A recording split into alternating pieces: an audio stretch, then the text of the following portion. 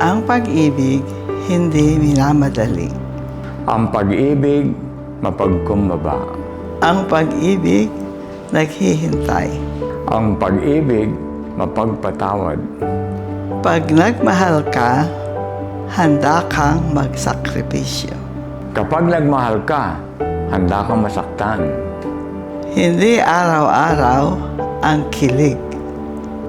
Hindi araw-araw ang saya. Pero pag nagmahal ka, Walang pero o bakit? kapag nagmahal ka, Nagmahal ka. Ako po si Jess La Fortesa. ako po si Ning La Portesa.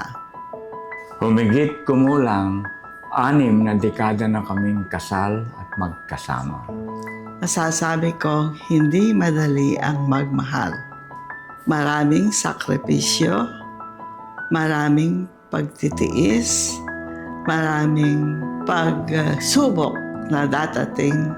Masasabi ko, hindi madali ang magmahal. Dahil napakaraming pagsubok, unang-una sa pang-unawa sa bawat isa, napakalaki ang sakripisyo. Gaano kasarap ang magmahal? Napakasarap. Lalo na, palaging araw-araw, ikaw ay hinahalikan. Iba siyang magmahal kasi damang-dama mo ang pagmamahal niya.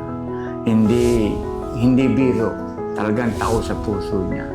Maliman o tama ang aming desisyon, pareho kami magkasama palagi. Ang payo ko lang ay sa tulad ng nasabi namin kanina na dapat ang pagmamahal ay hindi lamang lahat kilig, kundi sakripisyo. Sa loob ng 6 na dekada na magkasama kami, napatunayan ko talaga na ang tunay na pagmamahal, katulad ng pagmamahal niya sa akin, hindi nababayaran. Walang magdidikta sa iyo kung ano ang tama o mali sa pagmamahal. Dahil ang pag-ibig ay mapagpalaya. Maraming pagsubok ang dumaan sa amin. Ang mahalaga, sa huli, pinipili pa rin namin piliin ang isa't isa.